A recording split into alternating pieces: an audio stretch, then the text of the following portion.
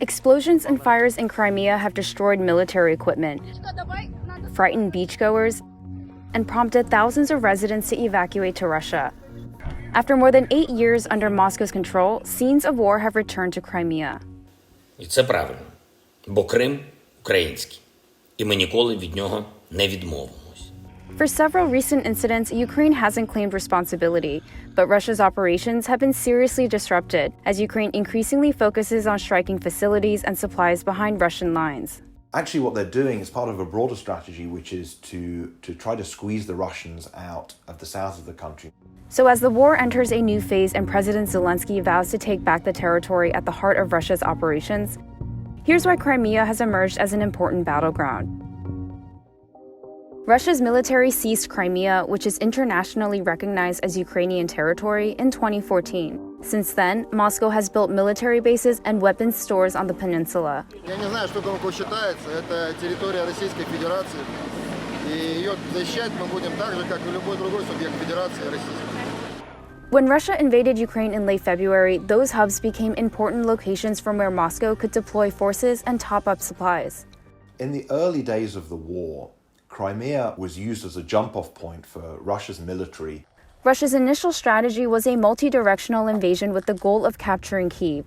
But after that failed, fighting shifted to eastern and southern Ukraine. Since then, Crimea has been kind of a rear base for Russian armed forces who are occupying the south of Ukraine.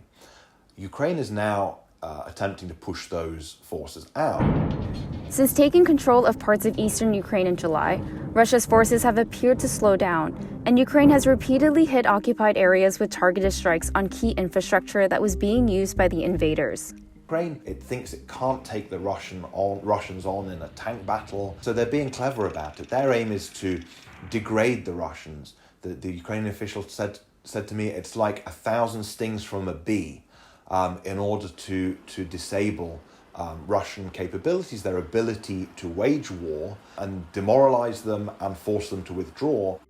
Crimea is now key to that strategy. A blast at a Russian airbase on August 9th destroyed several warplanes, according to Western intelligence officials, and as seen in these satellite images that contradicted Moscow's claim that no warplanes were lost. Russia blamed an ammunition explosion and Ukraine didn't take responsibility for the damage. But the blast had consequences. Russia relocated some planes and aircraft to its mainland, according to Ukrainian military intelligence. A week after the airbase was hit, explosions at an ammunition depot damaged rail tracks and power lines, complicating Russia's efforts to transport ammunition and other supplies.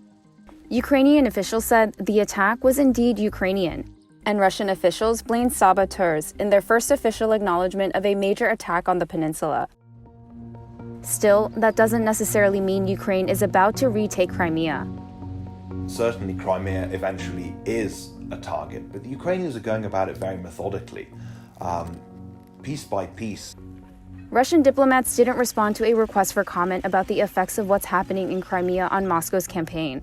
But as a new phase starts in the conflict, the peninsula is at the center of Ukraine's efforts to show that it can damage Russia's army where it didn't expect it.